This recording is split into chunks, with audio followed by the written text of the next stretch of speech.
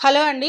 పొద్దున్నే పనిలోకి టైం అయిపోతుంది. కూరకేమి లేదని చూసేటప్పటికి చూసారా ఎన్ని చిక్కుడుకాయలు దొరికాయో. మనం కొంచెం ఖాళీ స్థలం ఉంటే చాలండి బోలెడన్ని మొక్కలు పెంచుకోవచ్చు.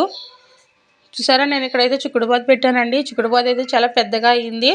కాయలు ఎప్పుడు పడితే అప్పుడే కోసుకునేలాగా ఉంటుందండి. నలుగురికి పెట్టేలాగా కూడా మనం ఉండొచ్చు. ఎందుకంటే మనది పల్లెటూరు సైడ్ కాబట్టి ఎక్కడికక్కడ ఖాళీ స్థలాలు ఎక్కువగా ఉంటాయండి. నేనైతే ఇలాగ ఖాళీ స్థలంలో చిక్కుడుబాతలు అనేది పెట్టానండి. చాలా పెద్ద పోదయి. కూరకి అయితే సరిపడగా కాయలు అయితే వస్తున్నాయండి. చూసారు కదా ఎన్ని కాయలు కోస్తానో. అప్పటికప్పుడే వెళ్తే నీకు సరిపోతాయి అని వచ్చేసానండి. ఒక 1/2 కేజీ కాయలకైతే నేను గబగబా కోసేసాను. ఇలాగా చాలా పూత పిండి ఉందండి.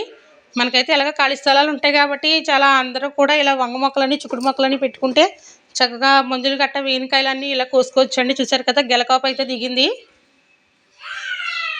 మీరు కూడా ఇలా చిన్న చిన్న ఖాళీ స్థలాలు ఉంటే నేను చిక్కుడుకాయలు వంకాయలు కూడా కోసుకోవచ్చండి. వీడియో నచ్చితే లైక్ చేయండి. మన ఛానల్ సబ్స్క్రైబ్ చేసుకోండి.